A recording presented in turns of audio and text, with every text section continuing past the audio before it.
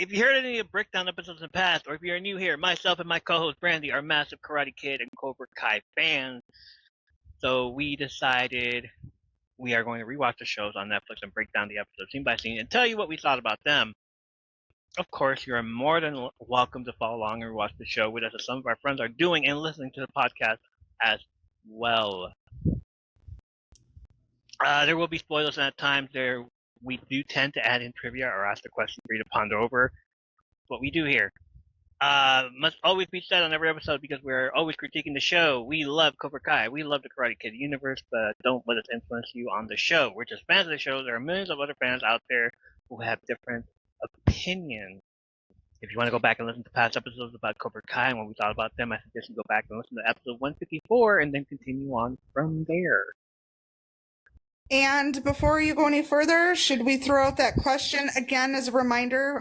We're going to throw it out for our next episode, so it gives a little more time to get some answers.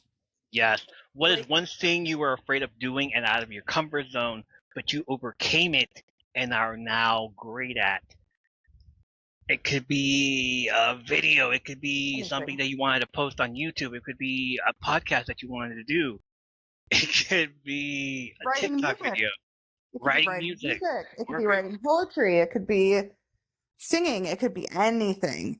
But what is it about you that you were scared of doing and then decided, all right, you overcame it, out of your comfort zone, and are now like full swing ahead. Let's go. Yeah, I love this question, and I want to hear. We want to know all the things. Let us know. We will have. The next episode we'll do is on Friday, about episode 10, and we'll have it. We'll have your answers on there. We'll continue to do that. But yeah. Do you want to drop your email? m3pnetwork@gmail.com. Or send us a comment on the Spotify, or send us a comment on the YouTube channel. It's up to you. Yes, absolutely. And I'm sure I will drop a video with this question in the next day or so as well. So yes, ma'am. We can get all the comments. You're going to drop the video, or am I? Like, you first? You drop it this week. I'll drop another next week. We can both drop a video. Okay, that's fine. Cobra Kai, Season 3, Episode 9. We're almost there. We're almost to the finish line. This episode is called Field of Night. The episode is named after a song written by Baxter Robinson. For those that don't know, that was the Allie and Daniel song from the movie. Was it? Yes, it was. It was a duet song with both of them. The girl's name, I forgot the girl's name, is somewhere around here. We'll get to it. Written by Michael Jonathan Smith, directed by Josh Heald. Synopsis: It's Christmas time in the valley and romance is in the air. Daniel and Miguel find unexpected common ground, and the Cobra Kai recruits go on a mission. You love the cold open, don't you? Me? Yes, you do. Were you in shock? Absolutely loved the cold open. Yes, it was. I loved it. I've been waiting for this. I've been waiting for it for how many episodes now and how many seasons? Yes. It went from confusion to who the hell is this? What? To the absolute shock at the very end of that scene, and like, oh damn, we're doing this. The episode cold opens with a shocker to the Karate Kid fandom. Allie Mills sitting on the couch while Mrs. Mills, Allie's mom, coming back home from the mall. She told Allie that it's good to be back in the valley. She's in the valley. She's in the vicinity. She's with us. She's in Reseda. She is gonna kill it. Mrs. Mills asked if she's getting back together with the old gang. Allie says that she has plans. The Cobra Kai logo appears in the form of Christmas colors, red and green. I love that too, that they did the red and green. What old gang? What do you mean, what old gang? I'm sure that she's talking about, Daniel and Johnny. That would be the old gang to me. Her two exes. The one that she left at the prom, and the other one that she left for the guy at the prom. And then, did she have any girlfriends? She did. She did. She had a blonde girlfriend, the long blonde hair, and then the one with the short dark hair. I liked her. The one with the attitude. Yeah, the one girl. Cool. Yep, that one girl. And hopefully Freddie got in there and like, hey, I know you and Daniel no longer around, but Freddie's business. Anyways, Mrs. Mills is the first character to return from the original franchise who is not portrayed by the original actress, Shannon Wilcock. Here she's being played by Deborah May. Recurring her role as Allie Mills is Elizabeth Shue, who has been in almost all of my favorite movies. Adventures in Babysitting, Back to the Future 2 and 3 as Jennifer. She also played CSI Julie Finley on 71 episodes of the original CSI, and Madeline Stillwell on The Boys and Gen V. She nearly declined to return as Allie, believing there was a little public enthusiasm for her to do so. It was only after the persistent encouragement of her cast and crewmates while working on The Boys that she was convinced there was a real demand for her to appear, and there was. I love her. I love Elizabeth Shue. She's on a lot of movies that I like too. She's also in Cocktail. Never seen it, but it's a Tom Cruise movie. Come on. I do not like Tom Cruise at all, but that is one of the Tom Cruise movies I have seen because, well, Elizabeth Shue's in it, and yeah, it's a good movie. Like, I'm getting to the point where it's like, all right, Jack Reacher, there it is. But aside from that movie, where I watched it fully, that is Tom Cruise related, I think,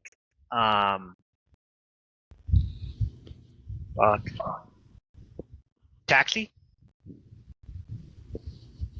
The Taxi Driver, where he was a villain? I don't know. With him and Jamie Foxx, Taxi Driver or something like that. I forgot. Well, we're adding Cocktail to the list. We're adding Cocktail to the list of things that I should have watched when it came out in the 80s. Great. Well, we have more than just 80s on there, sir. You got to see it's on you. You have to watch this. We're celebrating her right now. She just came back, or she appeared on Cobra Kai. So, I mean, you got to watch a movie with her that you haven't seen. Fine. The following morning, the Cobra Kai logo showing red and green Christmas colors appear over Johnny and Carmen, who are in bed after the events in The Good and the Bad and the Badass. They're talking about Miguel and themselves and what's going to happen in the future. I love how he just calls her hot.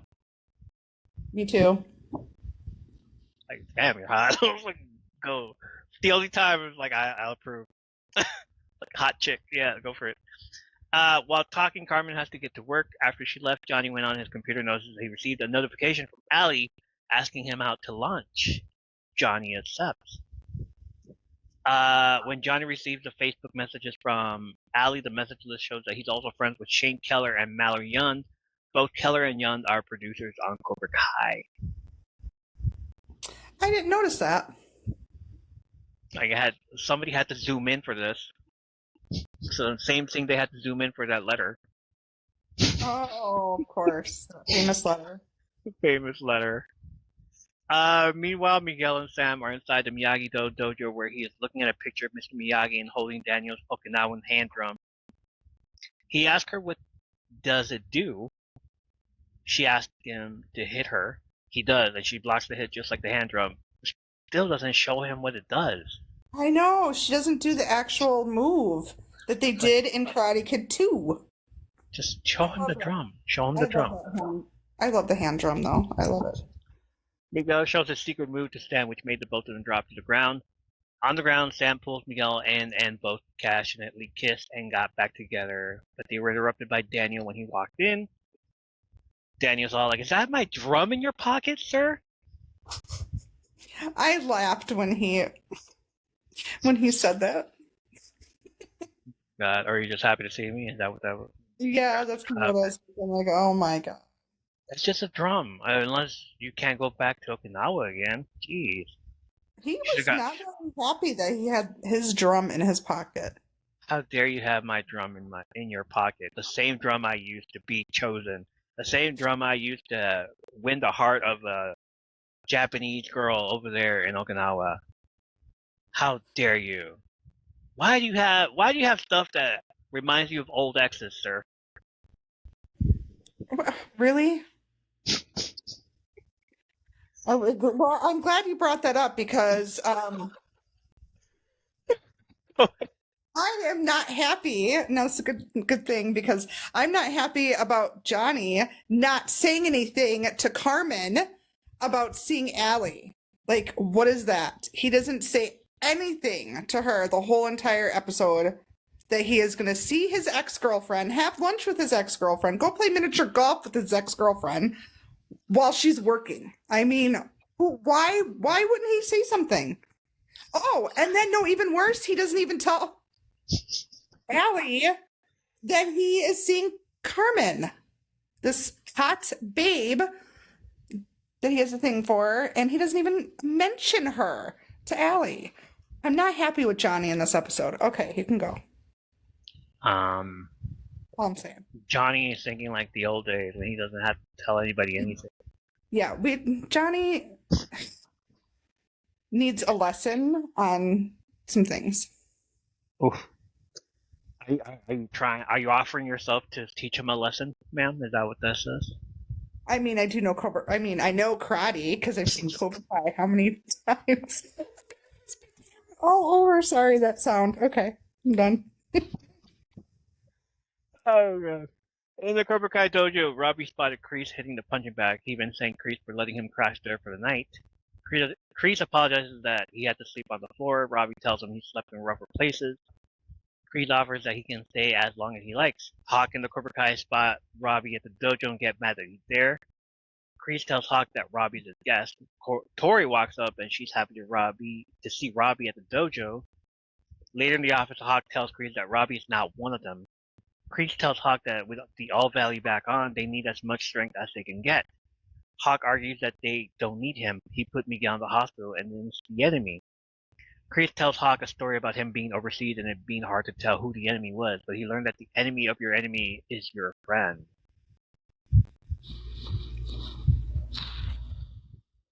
In the back room, Tori walks in on Robby putting his clothes in his bag and asks if he's quitting already, to which Robby replies that he never joined in the first place and he doesn't belong here. Tori tells him that she hated him for what happened to the fight, and Miguel.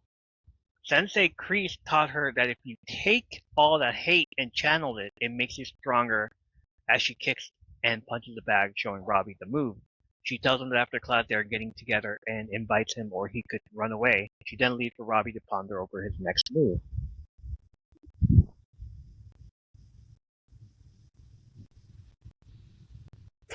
Are you waiting for me to say something? Yeah.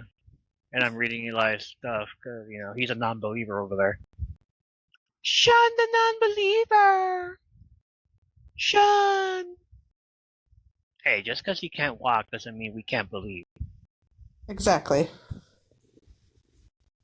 We can't have dreams. Exactly. Always chase your dreams. Well, or go after your dreams. Yes. Go after your dreams, buddy. Fly. I believe I can fly.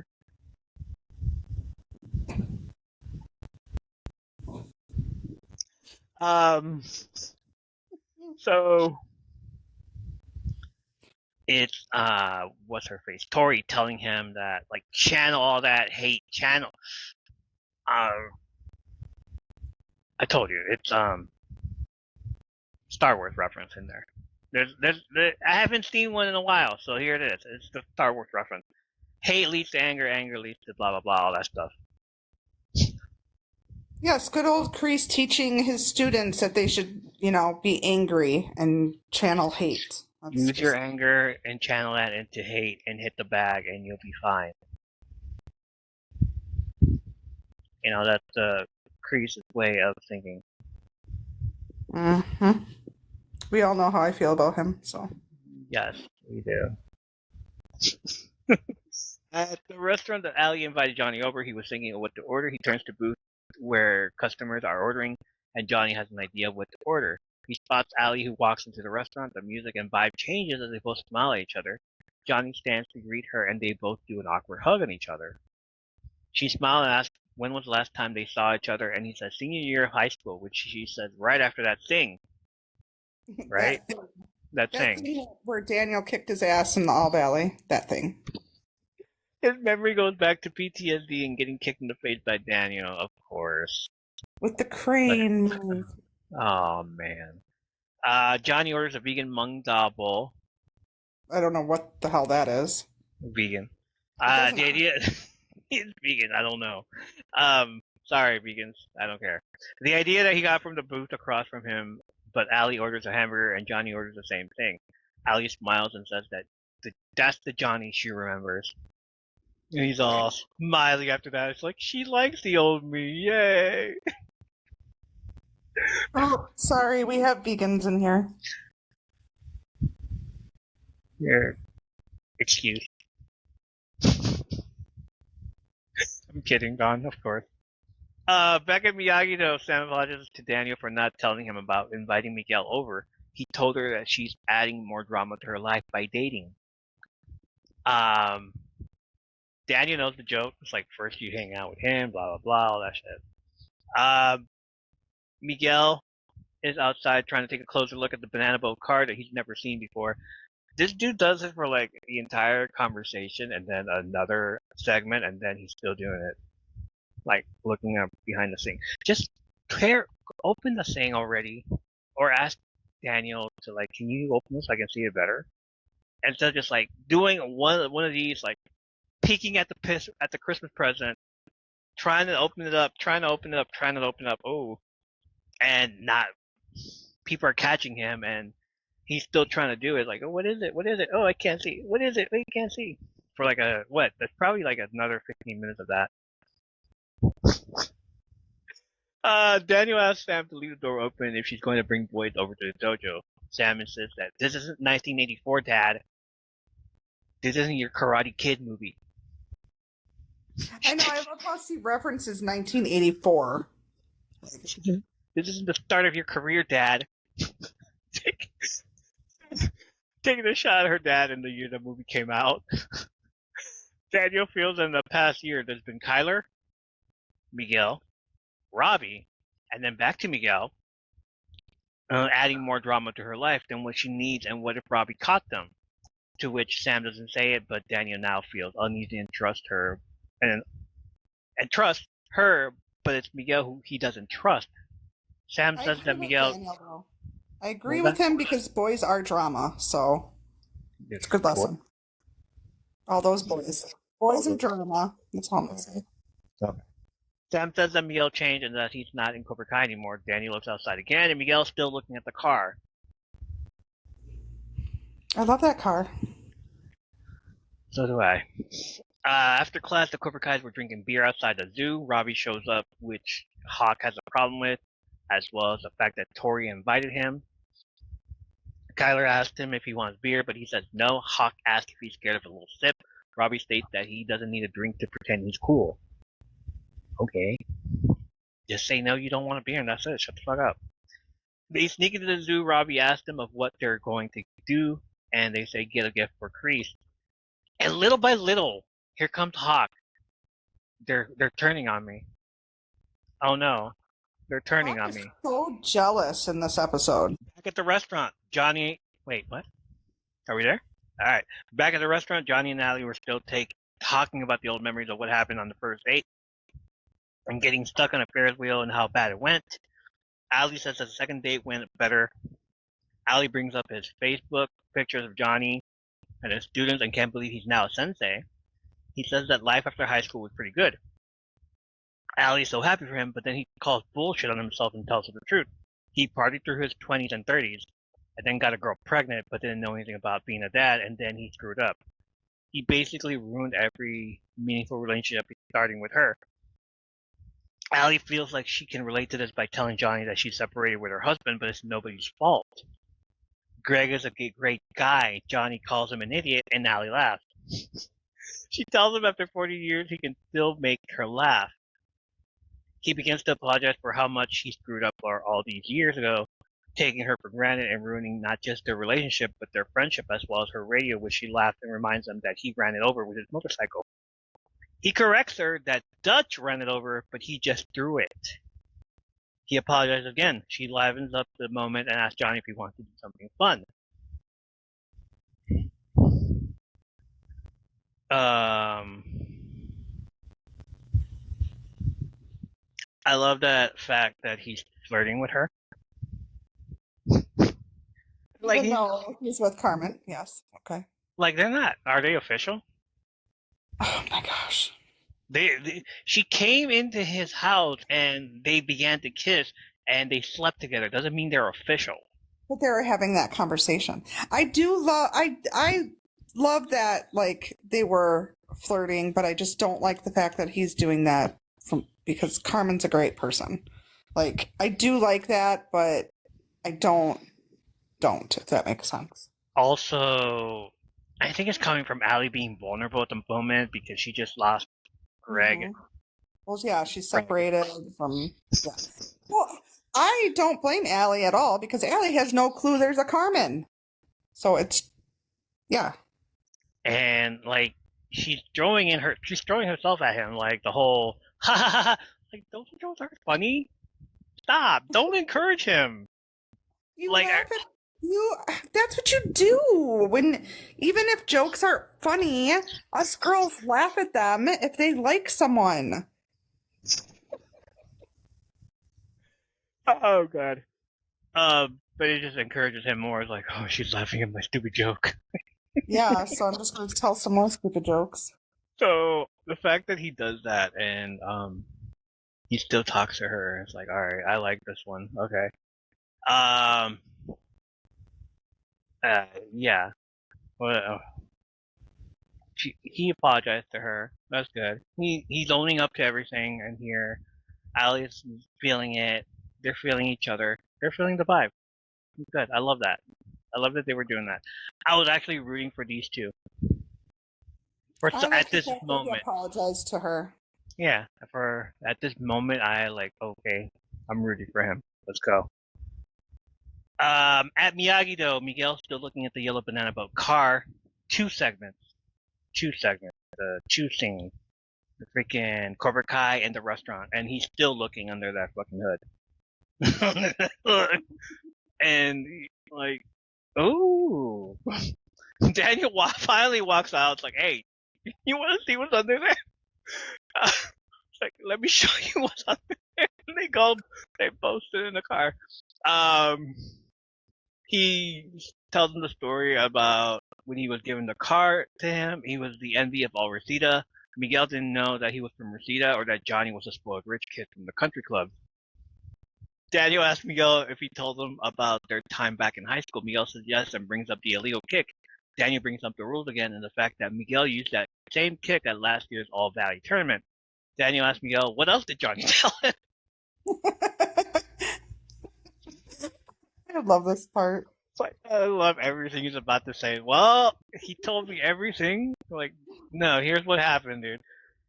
Miguel's about to spill the beans, but we get a nice transition of the next scene at the zoo. But I love that he's like,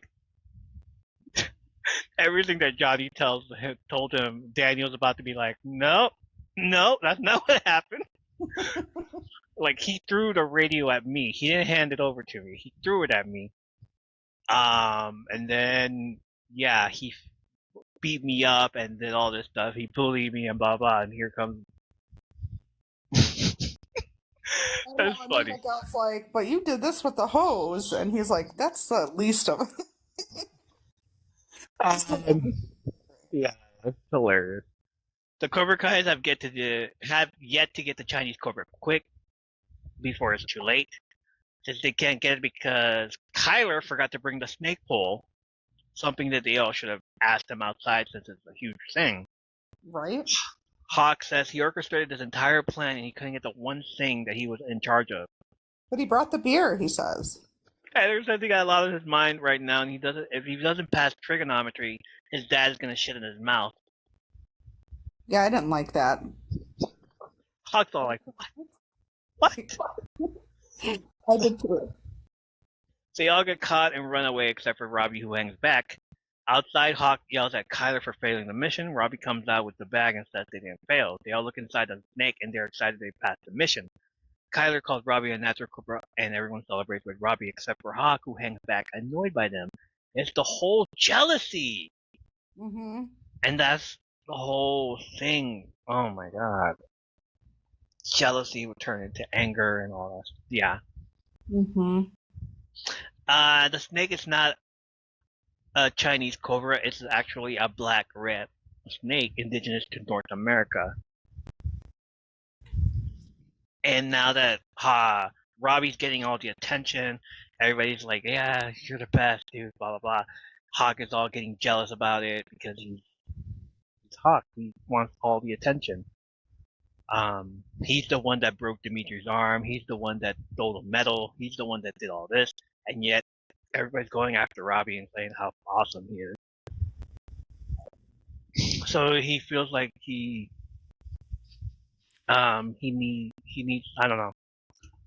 He needs to be, what do you say?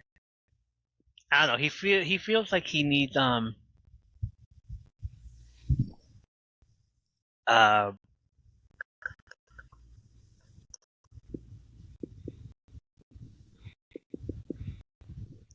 he feels like he needs to be more, like, recognized and everything, and everybody's all like, nope, Robby. Next scene is inside a banana boat car. Daniel's upset that Johnny told Miguel he sucker punched him. Miguel tells him that he was moving in on his girl, to which Daniel states that they weren't talking for weeks. Still, you don't move on someone's girl. But they weren't talking for weeks. Doesn't just wait a month. Guy code. Come on. He didn't even know he existed. Basically, disproving buddies. Yeah, basically disproving everything Johnny told Miguel when he told Miguel that story. All he knows is that Johnny broke Ali's radio, and he himself was being chivalrous. Miguel brings up Halloween that the water hose incident, but Daniel again says that Cobra Kai had been beating him up every other week, and the water hose was the least of it. And it was right there. Why wouldn't you do it? If Miguel was in his shoes, he would have done the same. He says that Johnny overreacted to it. Miguel says he was just upset because Ali was his first love. Daniel yells that it was his first love also. I love this part. I do, because I feel like right there that Daniel understands, I think, a little bit.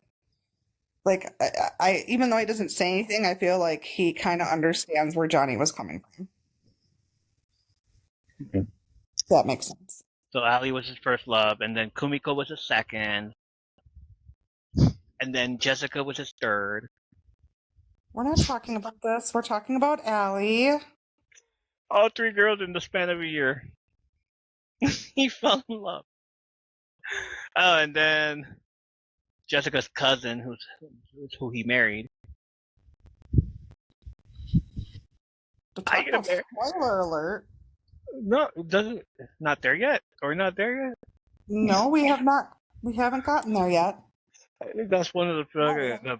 I think that's one of the parts where I actually remember from all these later seasons. That's like, oh, wait, what? I love that she was okay. Yeah, I don't want to spoil. That's not. She came on later. She did. He felt Ali was the one, but Johnny felt the same way, and that's what started all of this. He said it was great talking to Miguel from one All-Valley champ to another and shakes his hand because he has to go. He calls out for Sam to not forget to put the cover back on the car and keep the sparring to a minimum, embarrassing them both. Chill out with the kissing. Sam tells Miguel now all they have to do is get Johnny to talk to Daniel and it'll solve a lot of their problems, but Miguel doesn't see that happening. Sam smiles and has an idea. Ready for this? Mm-hmm. At Golf and Stuff, Johnny and Allie recreate scenes of when Daniel and Allie had their first date together. I love that part. Recreated. Even going as far as to include the original song from the movie, but it's not a duet like it was intended. Instead, it's Baxter Robinson singing Feel the Night by himself instead of with Lisa Nemzo, who the duet is with. They show a montage of all the games that both Johnny and Allie are playing, from air hockey, a video game that looks like Invaders, basketball, and golf, trying to get as many tickets to buy Allie a stuffed hippo, which I hope this isn't their love mascot. It made me think of the octopus. Octopus into a hippo. With Sam and Michelle. Yeah. They get out of a Ferris wheel, and Allie takes a selfie with Johnny, who is still holding to the hippo tightly. They sit at a bench and look over the pictures while Allie tells Johnny that the place makes her feel like she's 17 again, which makes her forget that they both have 17-year-olds. Allie asks Johnny about Robby, which he responds that he's complicated, too smart for his own good, and a heartbreaker. Johnny asks Allie about her kids. Lucas is her oldest, very talented soccer player, writer, but with a dry sense of humor. And Ava, who was on her way of becoming a ballet dancer, stopped and then starts playing the drums and joins a punk band, becoming a rebel. Johnny says, just like her mom. Allie says, like her mom now. She tells him that this is her first Christmas without her kids and that her parents do not approve of this divorce. Johnny tells her the silver lining is that she gets to ditch the Schwarber last name. Oh, God.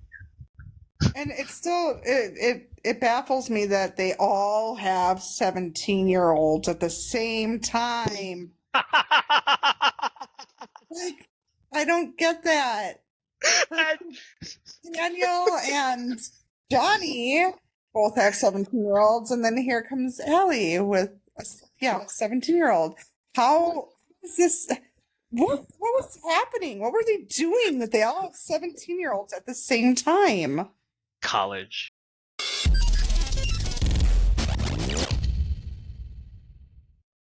Hi, everyone. This is JJ, the co-founder of Good Pods. If you haven't heard of it yet, Good Pods is like Goodreads or Instagram, but for podcasts. It's new, it's social, it's different, and it's growing really fast. There are more than 2 million podcasts, and we know that it is impossible to figure out what to listen to. On Good Pods, you follow your friends and podcasters to see what they like. That is the #1 way to discover new shows and episodes. You can find Good Pods on the web or download the app. Happy listening. Hi everyone, I'm Lisa. And I'm Dawn. And if you've ever watched a TV show and thought to yourself, oh my god, that season finale plot twist was absolutely bonkers. Or seen a movie and thought, wow, I need to talk to somebody about this train wreck immediately. Then we think you'll fit right in with our podcast, I Hate It, Let's Watch It. We watch TV shows like Riverdale and Emily in Paris. And movies like Deep Water, Killer Sofa, Rubber, and Deadly Illusions. And we give them the total rinsing they deserve. It's basically group therapy for movie masochists. So come check us out wherever you stream podcasts.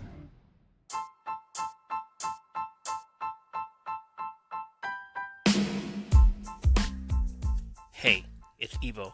We're going to get back to the episode you're listening to, but first, let me tell you about Dark Fate Creations.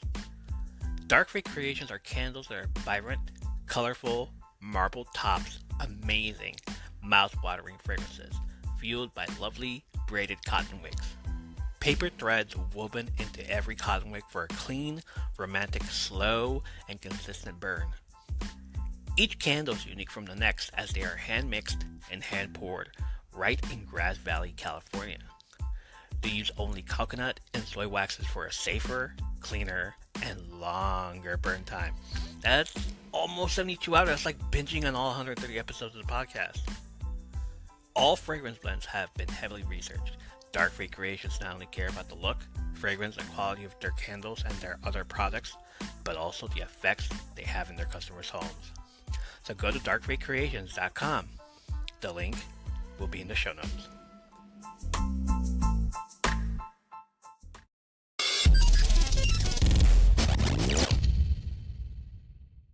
Yes, I love that. What? That they're all 17 at the same time. Robby's 17 or 16. Sam is 16. Miguel is 16. It's like they all made a pact. Promise we won't have kids until like 15 years later. Yeah, sure, no problem. Yeah, it doesn't make me. It's just a thing that the writers, I think, didn't know what they were doing. Her, I don't know. It's like Or maybe they did. maybe she wanted to finish school first, but to wait 15 years, she didn't fall in love in college. She didn't. What career takes 15 years? She's a doctor. Talking about Allie? She's a doctor. Yeah, any of them. Johnny's fucking loser, of course. Like, he got a girl pregnant. But Well, yeah, he had nothing better to do, but why not do get a that. girl pregnant in your 20s or 30s? Daniel, like, a car salesman? What, he traveled the world first Did he? with Miyagi? Miyagi telling him, no kids yet. No kids right now. Daniel's son, celibate. Oh my god. He's celibate of cars. Wow. No? Okay.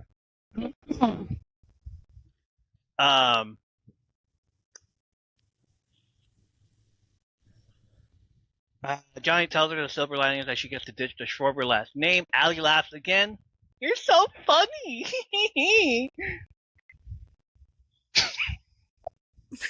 That was an invite, I guess, to cozy up next to him. Because, like, hey, you've been funny this whole time. Let me cozy up right next to you. And, oh yeah, it's cold. And Joe holds on to her, trying to get her warm. You Hopefully said not you that- liked this. You like that they're flirting. I do, but it's like, damn. It's bad flirting. It's bad flirting. Johnny, don't you have a girl at home? That's what I said. And is But she you divorced said- or is she separated? You said that they didn't have the talk yet, so apparently it's. They didn't have to talk yet. And is she divorced or separated? Carmen? Yeah, no, Allie. Allie's separated. So going through a divorce. Okay. Yeah, she said she's separated from her. Do anything, Allie. You might win the alimony. Johnny holds on to her, trying to get her warm. Not that kind of warm.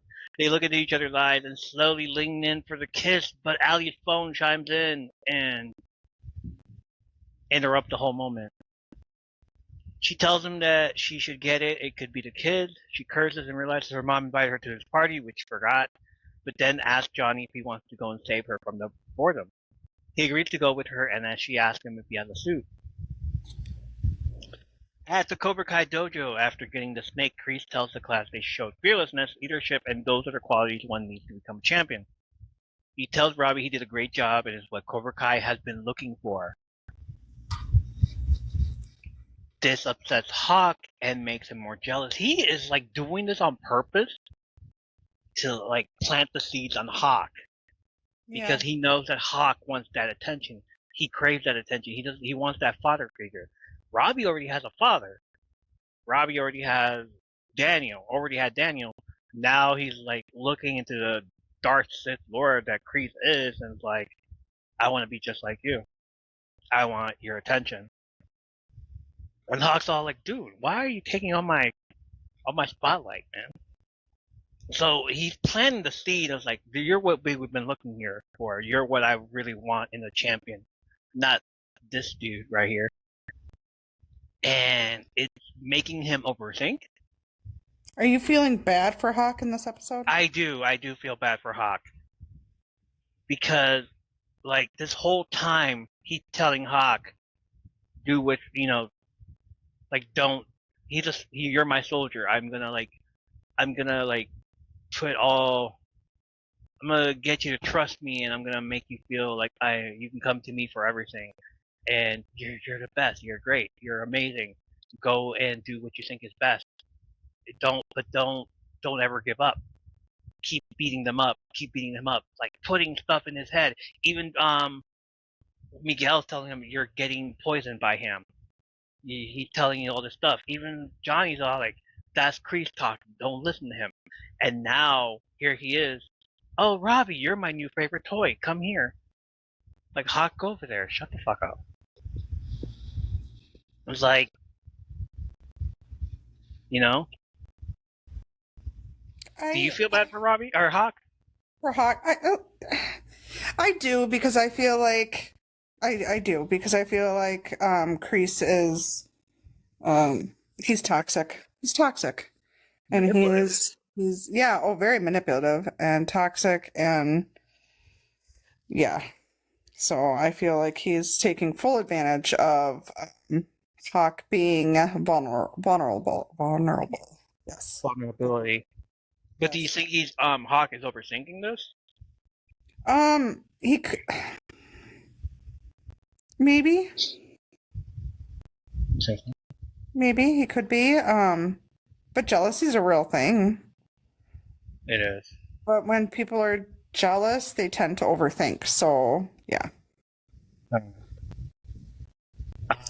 You think so? Okay. He tells the class that they can accomplish a lot when they work together. Alliances are important because they better believe they're making alliances. Tori asks what alliances. Kreese tells him that Tori and Sam are working together and they made a speech to try to save the All Valley tournament. They made a great team. Tori and Robby look at each other. Their exes are now working together. And they're now together again as a couple. Kreese smiles knowing that he planted a seed in Tori and Robby, as well as Hawk, and dismisses everyone. Yep, I was just going to say, he did it right there with all three of them. Three of them. Elijah says his picture should be right next to the word toxic in the dictionary, right?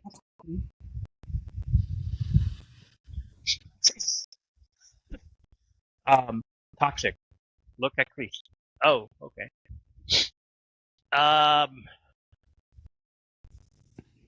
Yeah, this whole thing is like, oh, it's totally uneasy.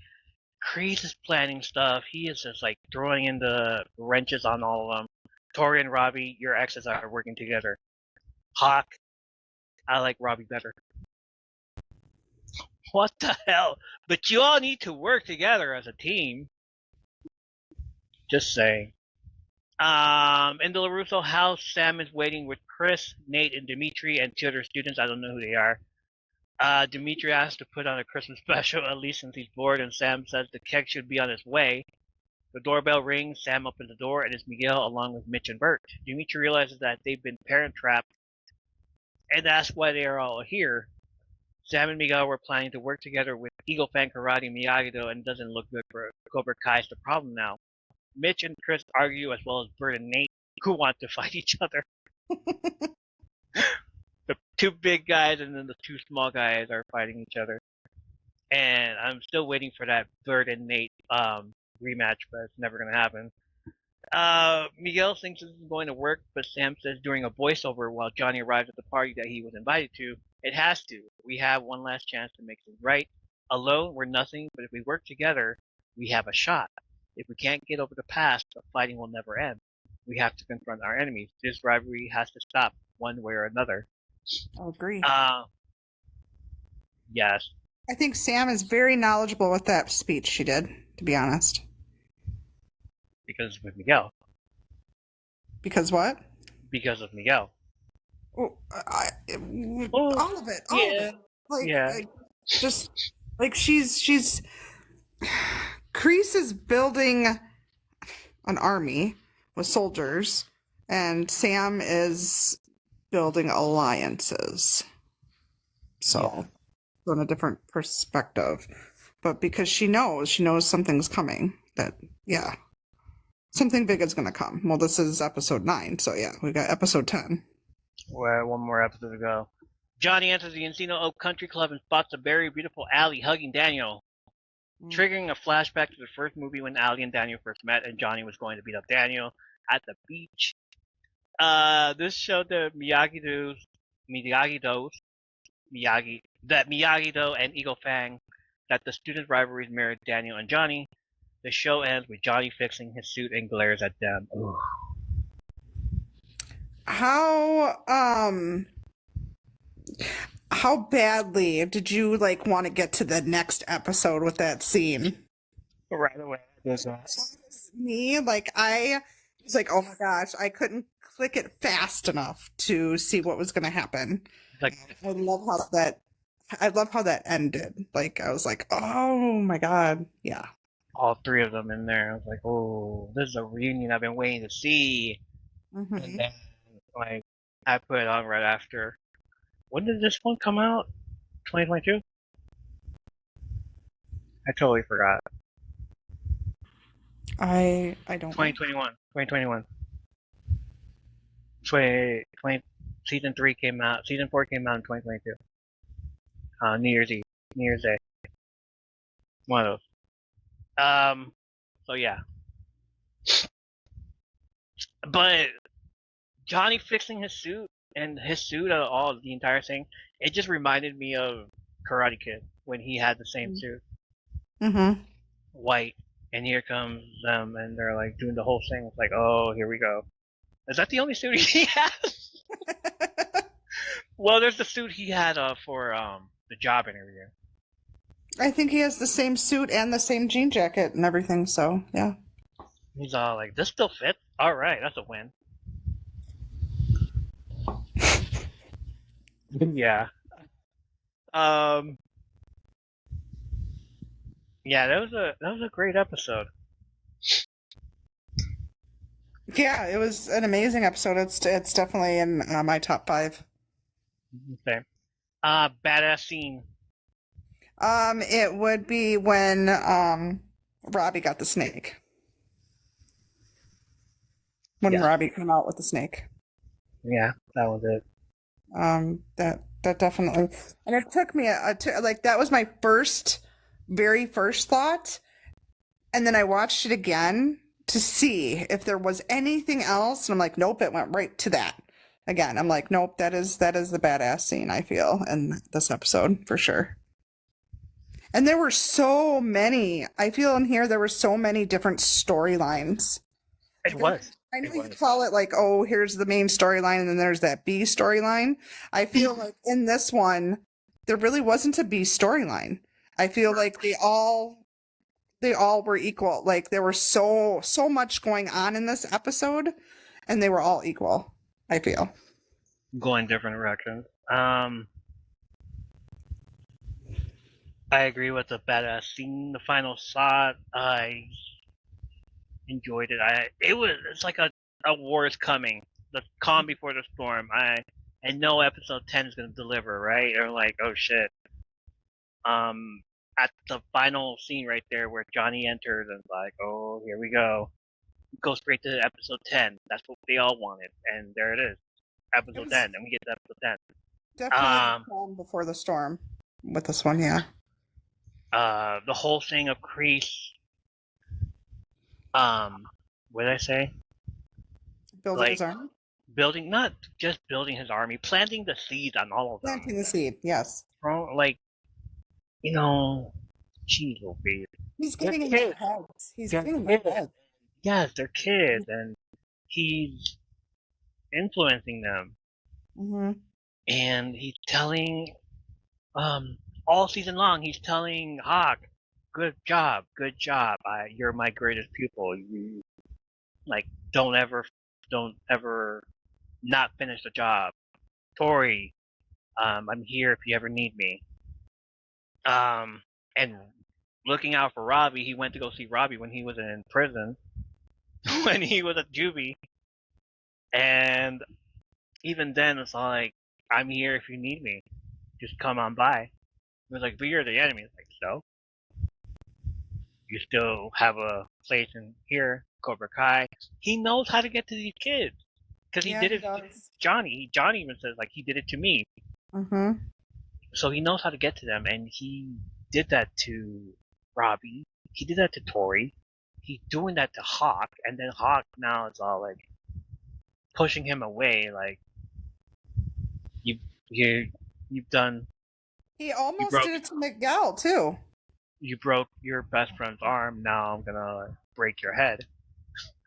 He almost did it to Miguel. last season. And even the other Cobra Kai's, he's all like telling them like, "This is what you do." Even Kyler is all like, you need something, come to me. What was your I know you said badass scene, but what was your favorite scene besides that? Allie. Just That introduction to Allie is just like, what the hell is this? Like, because I wasn't expecting Allie to show up on this season at all. Like, besides the whole, like, if I were to expect her to kind of show up, she would have been like earlier in the season. Mhm. But the fact is, like, 9 and 10, like, damn, she ends the season. Great. But last season, it was just like the ending was just her little Allie Mills name. This season, you get to see Allie on Facebook. At the very end, yeah. Well, yeah. At the Facebook, yeah. And then you finally get to see Allie, and it's all like, oh, okay. So this is what's going on. This is what's happening. You get to hear what's been going on with her. She's a doctor. She's Allie Mills Schwarber. Not anymore. Greg is fucked up. Fuck you, Greg. Her kids are 17, the same age as the kids on Cobra Kai. So, yeah. I mean, that's what it's got to be, I guess. My favorite is the golf and stuff recreation with her and Johnny. Julie doesn't show up in season 6 with 17-year-old. Like, what? But you were in 1993, ma'am. Okay. So yeah, it was one of my favorite episodes. Same. Definitely. We're gonna have to like do the 5 episodes, and it's not gonna be pretty because I'm like, shit, this is a great episode. Can't believe I'm picking 5. Alright, what do you think? We good? Yeah, absolutely. Alright. And with that, we have come to the end of the show. Thank you for scrolling by to listen or watch the podcast live. That's going to do it for this episode. Join us next week for another scene-by-scene episode breakdown of Season 3 of Cobra Kai on Netflix. Episode 10 on Friday. Let's go. I am excited. We're going to get through episode 10 this week, possibly on the 20th, and then the 20... We could do, I don't know, 22nd or 23rd. The best of Season 3. And just in time for early Halloween stuff on the 27th. We'll see. We'll see how it goes. We'll one step at a time. If you feel you want to do a little bit more for the podcast and the network, follow the partners on Instagram, the Threads, YouTube, M3P Network on Twitter. Yes, you can watch us on YouTube. It's not enough you can listen to us on Spotify or any other audio stuff. Watch us on YouTube. Or watch some of us on YouTube. Follow and join the live on TikTok at Illusion of the Geek by subscribing. You join us. Show up to the live streams and hang out with the rest of the M3P community, and I will shout you out in the Love Slap segment. For those of you wondering what that means, support love and positivity. So big shout out to the following people: Menace Smiling, Brandy, Leanna, Moonlight Dancer, Lorfield, Mike W, Lily Linguini, Regular Band, Forever Jane, Micro Midget 2003, Spicy Cajun Queen, Forever Miss Dawn, Mom's Little Baddie, JC, Cat, Alexandria, Cat Queen, Aaron, Mr. Diablo, Dabby Tabby, Raven Beauty, Funny Bone 96, Woody's Transition, King Chickenhawk, Eliza Queen, Skylight 84, Katrina Hannah, Silly Little Redhead, Celtic Panda, it's me, DJ, Jack is my bone daddy. Can't believe I said that. Elijah Cherballer, Jack's Art Room, Elle Does What She Wants, Smiley 92822, Angela Tyler 6, Amber Lee Hole 81, Heidi Bug Marie, Bet Not Broken 0000, Misty K Revived Ash 1, Tanya Rose, Christine's TikTok, Morfield Fam, Home Hope Saint, Saint After Sundown, and 2 members of my Third Place Network team on Twitch, Shenrod and Mary Brewski. Make sure to follow those 2 Twitch accounts. They will be on the link tree in the show notes. Follow and support them on Twitch. Skylar'sCrystalShop.etsy.com self-healing crystals, free gift for every order. Check out the Halloween stuff. It is awesome. I'm gonna buy me some stuff. Lorefield, the interview with Lorefield, I'm gonna have his links on the show notes. I'm gonna have his links on M3P Network Linktree. I'm gonna have his links everywhere, all over the place. So check it out. Go to his link stuff. Go to his YouTube. Go to his Spotify. Go to Pandora. Google him, and you will find his name, and you will see. If you see a blue guitar there, that's him. Go check him out. That was an awesome interview. Thank you for Lorefield for hanging out with us and doing the interview with us. Of course, it was awesome. It was awesome. Thank you, Brandy, for having him on here. Really appreciate it. Thank you for having him on here. You're awesome. Doing your first interview. Congratulations. Let's go. Proud of you. You always get a shout out. Thank you for supporting, listening to the podcast, join the TikTok live, and being a huge part of my third place community. So tell your friends to join us next time for more behind the scenes stories, movies, and TV show reviews. Once again, I'm Evo, that's Brandy, and remember... Strike first, strike hard. No mercy.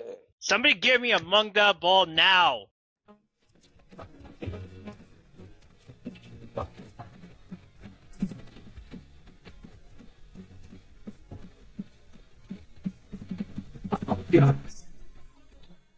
Chasing shadows and tight to a dream that says I should be more. Stand up tall, never hit the floor. But the mirror's got a tell with every crack I know it well. Through the struggle and the enemy's fight, gonna find so bright. Cause it's perfect, it's a walk. Just walk. It's time for you. Just go out to find.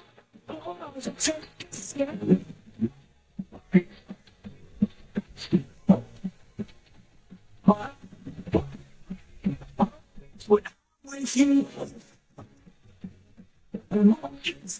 explains the ways. The more I try, the more he's not placed. I'll really but it never fits. There's the heart that's in his chair. I hate, but you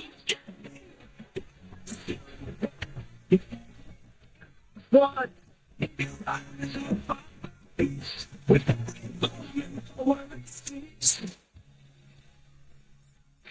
It's perfect. It's a just one things like you, but just know it.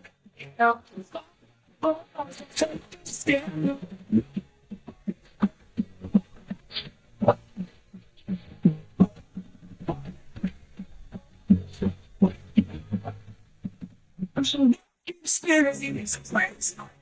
The most places I went, but it never is just an issue.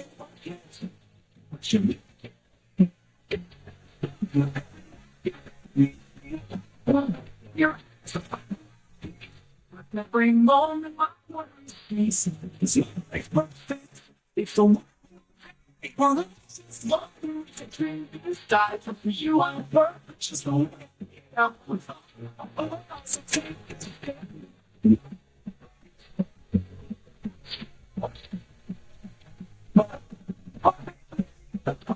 what with you?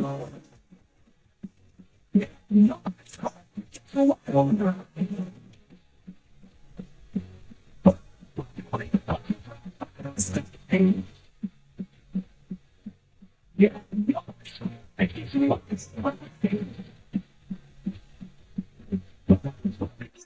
glove with you, I can find